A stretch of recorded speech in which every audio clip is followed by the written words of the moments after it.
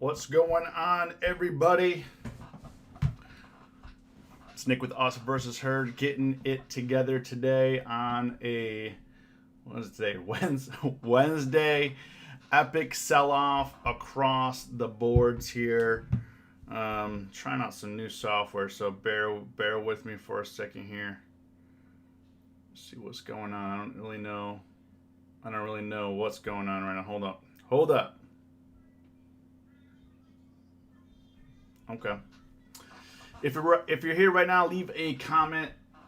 John, are we dead yet? I'm trying out some new streaming software because I'm gearing up for the Kickstart challenge. So I figured it was a good time to, try this out. Today's a good day for it to do a live stream. That's what is going on. It sounded very weary. Good morning. Yeah, I mean we have across the boards. I mean major self. I mean right now S&P's down 62, Dow's down 521, Nasdaq down 180, Russell down 46, gold is up 16. And meanwhile, crypto is getting massacred. Just massacred. Yo, what's going on? If you're here right now, say what up in the chat. Say what's going on. Leave a comment. The sell-off is crazy, just managing positions. Yeah, I mean this is crazy. What I wanted to kind of cover today. Gonna go over some pricing. Kind of see what we're doing, what we're looking at.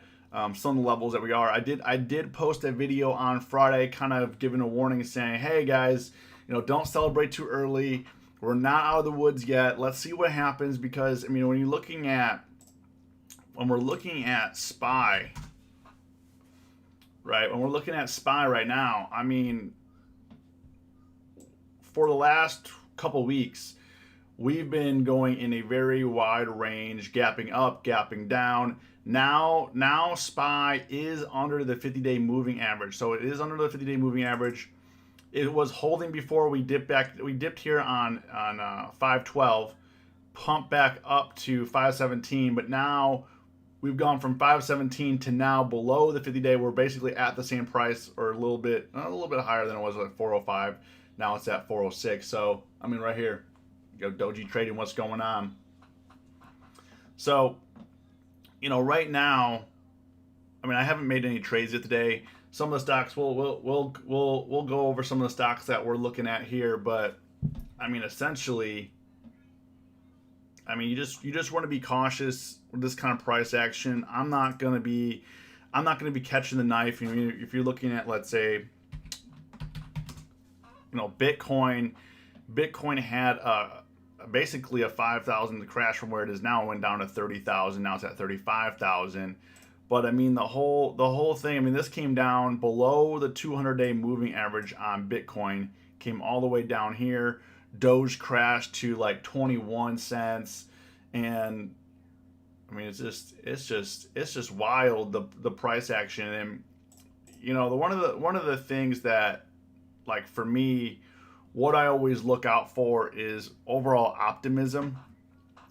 And the optimism a lot of times starts to happen when, a lot of these new traders, they come in thinking they're smarter than the market, and they're like, oh, if you don't have diamond hands, you're stupid. And, they get really aggressive. Like, oh, how could you not make money on XYZ stock? How are you not making money on GME right now? How are you not making money on Dogecoin or all this stuff?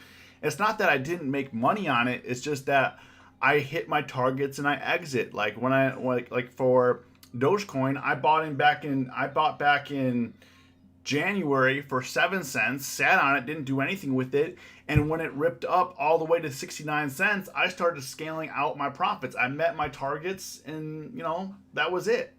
I didn't have to. In the markets, you don't have to prove anything to anybody. Right? You don't. The only people in the markets that you have to prove yourself to is yourself. Like when you sit down at the desk and you're trading, you're the person that you're competing against. It's you. The times that you lose, The times that you win is because you did something, right? You made a good trade. Like yesterday, I was profitable on my pen calls and I didn't close it out. And I closed it out down. I was down 20% and closed it out. Thankfully, I did close it out. But, you know, like you need to set appropriate targets. Like, you know, you think that when you're looking at like Bitcoin and Dogecoin, and there's a lot of optimism, and the media is to blame too, because they're the ones running like, oh, this guy started out with $25 and a month later, because he invested in SafeMoon, he's worth $600,000 now. And I mean, the media loves a good story. They love the clickbait. They love to do all that stuff, right? They love it because people click on the article, pays for their advertisement. You have to understand where the media is coming from. They write articles for you to click, so they get advertising money, right? So the media, when it comes to trading, as we know, it's not in our best interest. It's just not. Take me to church here. I'm a little heated here. I'm a little heated. You know, I made a video last night about AMC, and they're like, oh yeah, don't sell. The thing is with AMC, like I've been rinse and repeating. I've been hitting my targets and cashing out. Like there's nothing wrong with securing profits. Like people, like only in 2021 people make you feel bad for securing profits. Like it doesn't, this is a solo effort here. When I make money, it's about me. If I lose money, it's about me. It doesn't matter what anybody else is doing. Hit your targets and you know, and move on, right? You know, back in here, I scaled the pop. I did buy in here. I am down. I bought at like 1390. I am down, so I'm kind of waiting to see what's going to happen on AMC here. I might actually exit the position, or I could sell some calls. I have some options because I have 100 shares. I could sell some calls against my position. I mean, premium going into next week still rich. I mean, I can sell the 14 for $1.12, lower my cost basis. I can go into June.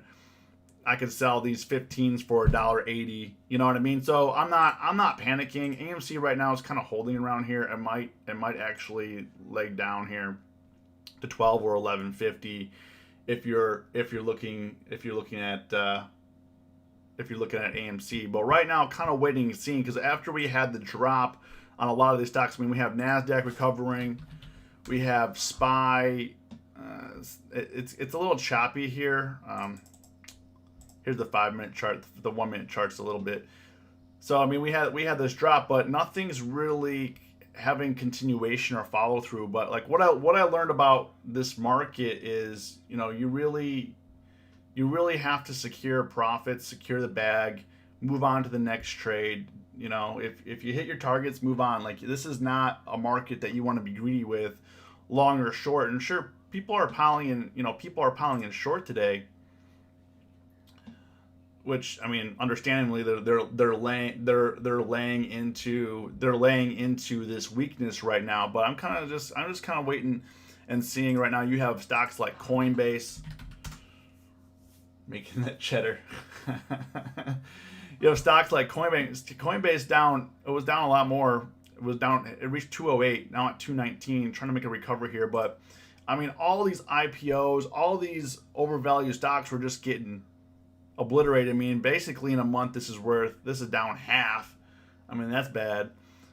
You have stocks, Tesla still down. Tesla's trying to claw back here, but it's closed below the 200-day moving average 2 days in a row now, and now it's looking. I mean, if it doesn't get saved here in bounce territory, I mean, things are going to go really rough for Tesla. I think we're going to come down to the 400, 450 area. And they're like, oh, of course that would happen after Michael Burry exposed that he's short 500 million, you know, like.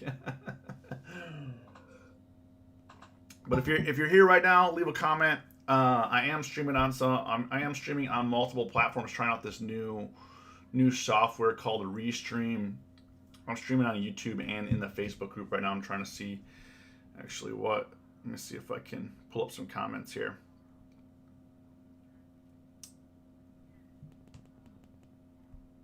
See what's going on. I'm gonna pull this up. I don't really know. I don't really know what I'm doing. But I figured today was a good day to see what's happening.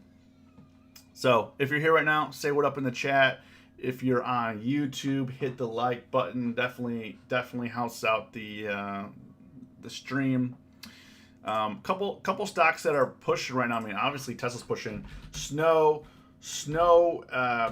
has earnings next week, and as you guys know, I've been trading Snow a little bit. Made a decent amount of money this week already on Snow. But what I'm looking at Snow here, they have earnings next week. They did say they're partnering with can't remember. There was they offered a company partnership this morning. Who was it? But they got in the last week they got 2 upgrades. Obviously, Snow hit a 52-week low. The thing is, if you're trading options on Snow, yo, what's going on, Terrence? If you're trading options on Snow, just be very, very careful. They're not as liquid.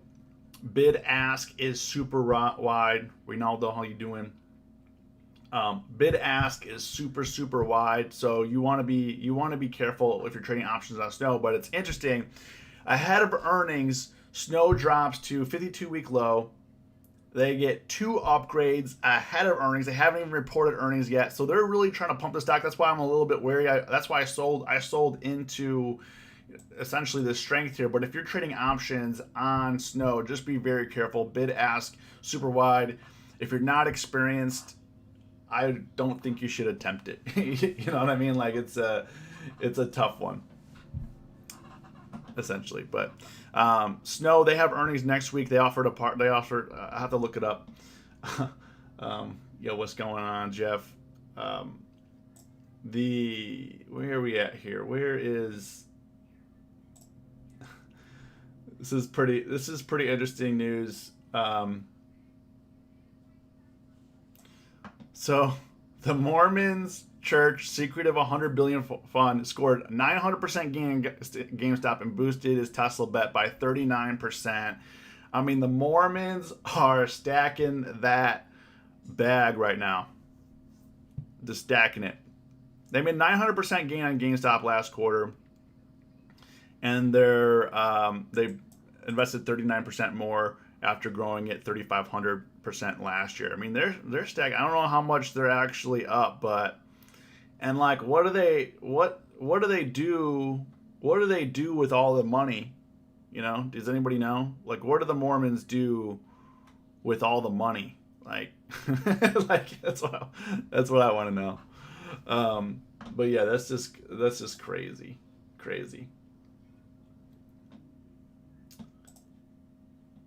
I'm trying to see here. Insane. So Snow's ripping right now. Also, Airbnb. I am in some June calls for Airbnb. Airbnb is ripping up pretty nicely now. Thing with Airbnb, it was a highly overvalued IPO, I want to say. You know, they came out the gate 145. They dipped down. They went as high as 219. They dipped all the way back down to the 130s here. So I took a shot on this into June with, you know, people getting vaccinated, travel heating up. Now, at the same time, there was a bunch of bad review. Like Airbnb was trending on Twitter saying how can they get away with this stuff was from Zoom Info announces new Snowflake integration. Thanks, Jeff. Thanks. Loading up on ETH. Yeah, we're gonna cover crypto in a second, but I got a lot to say. It's been a while since I've done a live stream, so I got a lot to say about the whole crypto world. But Airbnb, they were trending on Twitter because people are mad about how many fees they charged. Now they're ripping up to like the 138. If it's a little noisy here, guys, the lawnmower guy is deciding to mow the lawn at this particular time in the but it's like, hey, don't you know I'm doing a live stream right now? Apple overall not doing too bad. Now Apple hasn't been like doing great. Yesterday was horrible. gap down. Some of these stocks are trying to recover now. Apple sitting right above the 200-day moving average, so we're going to kind of watch that right now. A lot of the Chinese stocks coming back into play. People are trading Alibaba again. For me, the Chinese stocks, I'm just staying away from because, I mean, we don't know where they're going to go with regulation. We don't know what's going to happen with all that. So I'm just staying away from the Chinese drama. You know, Baidu got cut in half over the last 2 months. I mean, the last 2 months have been painful for a lot of stocks. I mean, I was looking at FSLY last night. I mean, FSLY, it went to 120, 136 in January. In January, we were riding high, and now it's a $42 stock. I mean, this is just crazy. FSLY, but then there's a lot of names that are holding too. I mean, Amazon, after going up a lot last year, has been consolidating for a good part of the year. It tried to have a breakout for earnings. I mean, they posted ginormous earnings, the best earnings they ever posted, try to break out, 52-week high, and they slammed them down. That's how we knew we were in trouble here. I mean, now when I say slam them down, they're back into the consolidation mode, but a lot of people loaded saying, "Oh yeah, Amazon is breaking out," and I think that we're just like in an entirely different market right now. You know, we're just in a different space. Like, we're in an entirely different space than a lot of people are like, well, I started investing in, you know, May 2020, and my only strategy is to buy the dip. And a lot of those people, they gave up. You know, a lot of those people gave up. They didn't make it through. And the thing is, like, if you're learning how to trade and you're having slam dunk after slam dunk, and, you know, it's good to be consistent, but if you're brand new to trading and you've never experienced a downtrend, or you've never experienced, you know, like I was saying, like these stocks, I mean, we're looking at, you know, look at like Workhorse going from $42 to $88. You're going to the weed stocks, $67 down to $14. I mean, CGC, $56 down to $22. Like, if you've never experienced this, you know, a lot of people are going to quit. And I mean, trading is balancing and just figuring out what your goals are, and really trying to, you know, assess what's right for you, what's not right for you, and what 2020 and 2021 turned out to be for a lot of retail traders. I mean, I'm happy that a lot of people got exposed to trading. A lot of people are trading, but they're also just throwing money in there, and like we'll talk about crypto too. They're just throwing money in there, hoping to make more money.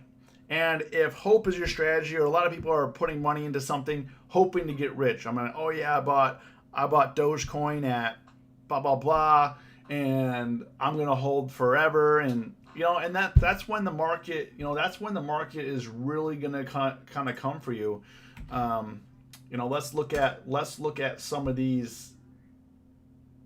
Let's look at some of these here. I'm going to pull up some crypto charts here in a second here, and let me get let me pull up some crypto charts here. I'm buying the dip as usual. All my holdings pay dividends. Yeah. So let's pull up some crypto charts here. Okay, so this is Ether. So we're looking at Ethereum right now, and you know, it's just crazy that, you know, a lot of people, I mean, this is the low here back in March. I mean, this thing's gone from 1,500 ramped up to over 4,000. Right now, hovering 2,400. Came down here, and this is where a lot of people get twisted. They buy on optimism and they sell when they're scared. So they're buying high, selling low, buying high, selling low. Instead of trying to get, instead of trying to put a position together that, instead of trying to build a position, slowly they go all in. I mean, I saw comments on people saying like, "Oh yeah, I'm all in Doge. I can't even afford a sandwich right now." Is how extended I am. And like for me, when I start seeing that kind of optimism, where people are going all in, and they're brand new, and they're just buying. And sure, you could buy these massive dips. I mean, no one's saying not to buy them. I'm not saying you shouldn't buy them. I mean, you have to evaluate what's right for you, your portfolio, your goals. I'm not saying like, if you want to buy Ethereum at 2,400, I mean, do what you want, right? I'm not saying that. I'm not saying that. But what I'm saying is, what happens is everybody's chasing, and they're like, oh man, like what happens is, oh man, I missed out when I went from 2,000 to 3,000, then went from 3,000 to 4,000. I'm going to get in from the 4,000 to 5,000 area. And sorry guys, the guy's mowing the lawn right now. I'm going to catch this. And what happened? I mean, eventually, this is why we're called us versus herd. I mean, this is a crowded trade. I mean, if we look at Dogecoin here, let's pull up Dogecoin. For me, like I was telling you, I put a position back in January. So I was getting in back in here. So I bought back in here, and I sat on this for a while. I mean, this has just been sitting here. I mean, I bought back in here on Doge, and I sat on it for a while. I was patient, and for me, I invested money that I didn't need, or money that potentially I didn't care about. Like, it was a speculative trade. I knew that going in. I wasn't going into Dogecoin saying I need to become worth $10 million because of this scenario, right? No. I went in, and as it went up, I posted on Twitter, I posted on Facebook, like, okay, this is how I'm scaling out of the position. I mean, I was up over 1,000%.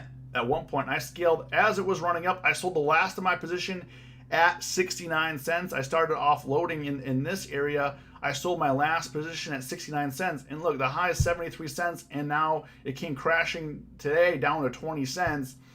And I mean, you could hold for sure. I mean, do what you want. But for me, I take the scale method and really just try to bring in some profits. I know the risk of trading, and when optimism is getting super, super high, when optimism, like look at GME and AMC back in February, when optimism was super, super high, and the market was running it, like the crowded trade. Like, this is why we're called us versus herd. You want to be against everybody else. Now, I'm not saying like when it's going up, you should short against them, stuff like that. But what I'm saying is you have to identify where there's crowded trades. And right now, like, crypto became super, super crowded. So I started to peel back, and you can kind of see like the overall sentiment, not only in the stock market and the crypto. I mean, CNBC, what kind of headlines are they running? What kind of questions are people talking about? And honestly, if it's too easy, then it's most likely too good to be true. Because people that bought, they're like, the whole SNL event, and like that whole thing. I sold before the SNL event because essentially I didn't know what was going to happen. Sure, it could have mooned. I could have missed out on some profits. But like for me, I was content. I made the money. I mean, I made 800 to 1,000%. I was content with that. If you're not content with 800 or 1,000%, and you're like, oh, I could have done this, I could have done that. You could have done a lot of things. You could have invested in Apple when they released the iPod. You could have invested in Amazon 5 years ago, 3 years ago, 10 years ago. Shoulda, woulda, coulda, right? You could have invested in blah, blah, blah. The point is, you're always going to have another opportunity. There's always going to be another growth company. There's always going to be another opportunity in whether it's the crypto market or the stock market or whatever. There's always going to be another opportunity. But as Americans and people, we want now. We want me. I'm tired of working this dead-end job. I'm tired of doing this. I'm tired of doing that. And that weighs on you. It's like, I'm tired of being broke. I'm tired of doing this. So everyone's making money here, so I'm going to push my money in there. But then when everybody gets in, what do? They pull the rug. This is not a new trick. Like if you've been investing for a while, you know this is not a new thing.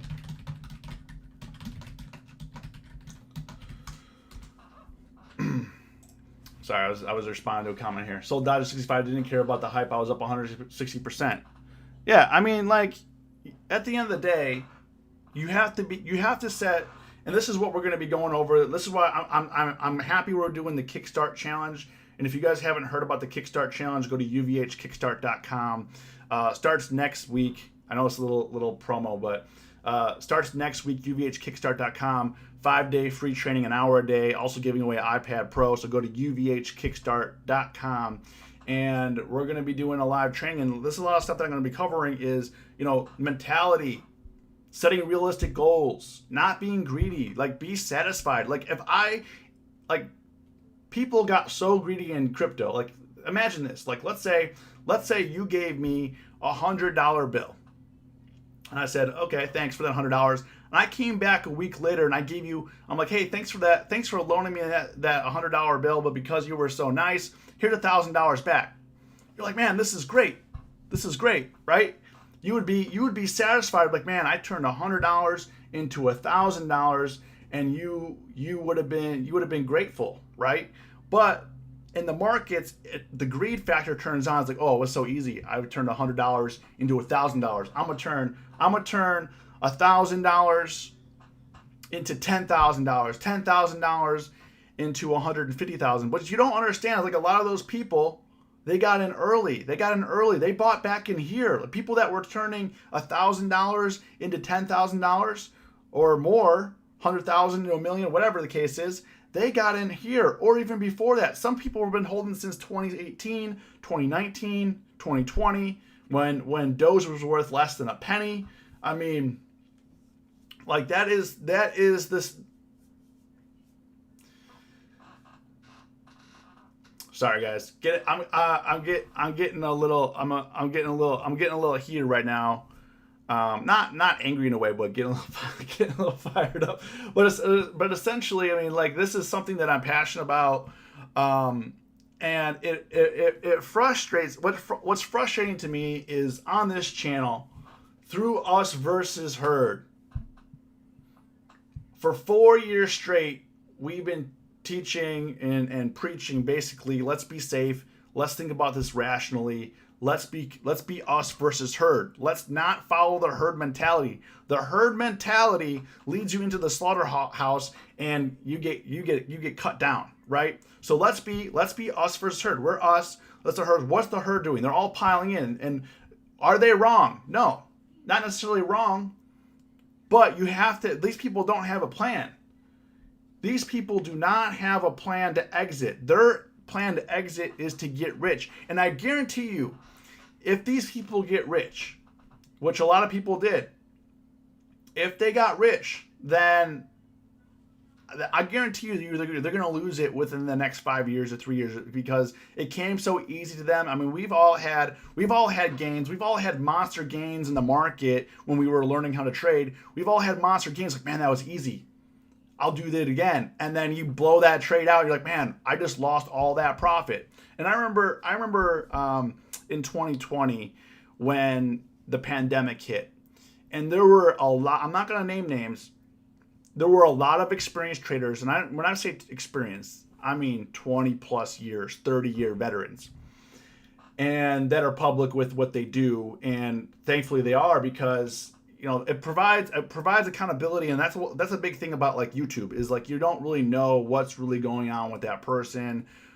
But there's a handful of traders that I follow that are accountable online. They do practice what they preach, and also they expose their losses. That's one of the things that I always show is like, hey, hey guys, I had a bad week or I had a bad month. That's something that you want to.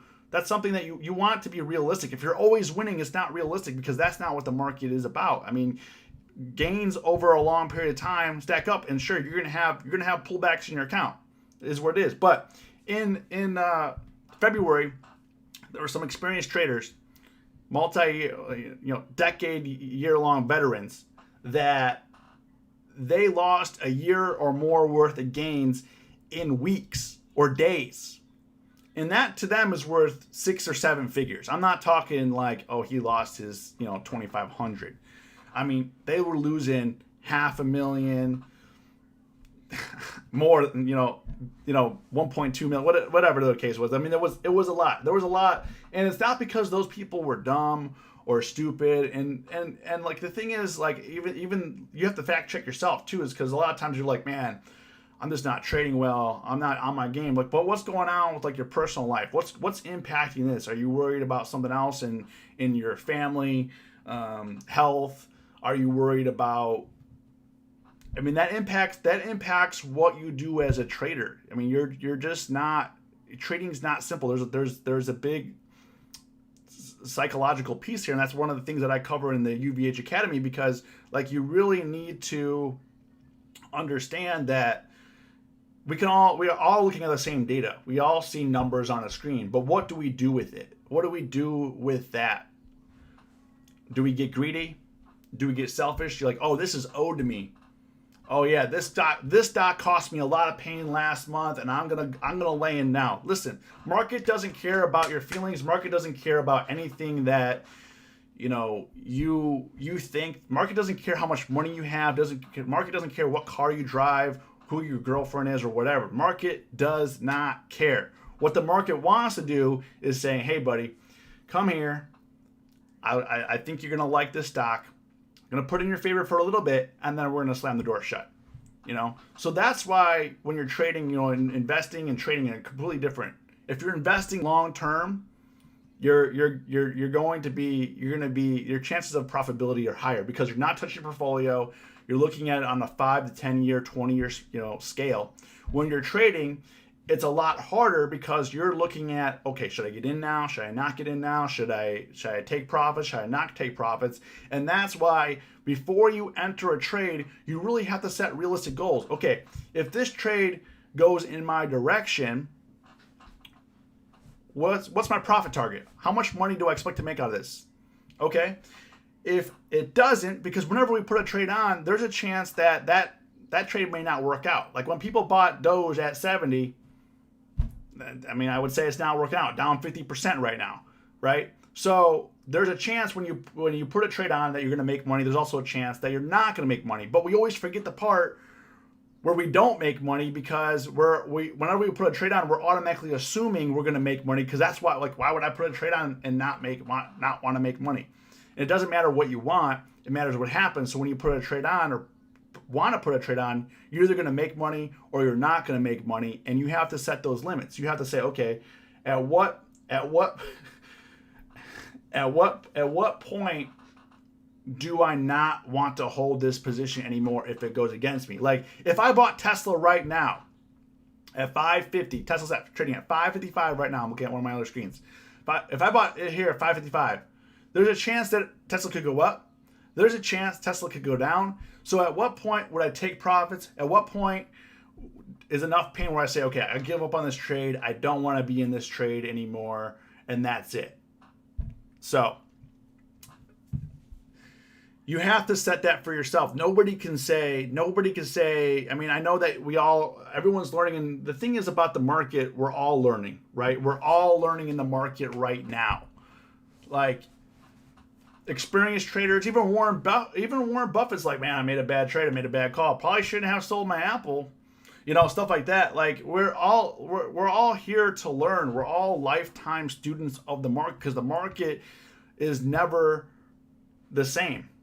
Like the market's always changing, the market's always adapting. I mean, the market changed with all the crypto stuff, then the weed sector, then the meme stocks, then all this stuff. Like the whole thing, like the market is always going to be the market. You're always going to be the student. and we have to accept our role and our responsibility. Like if the minute that you think, and that's the thing, the minute that you think that you're smarter than the market, you're done.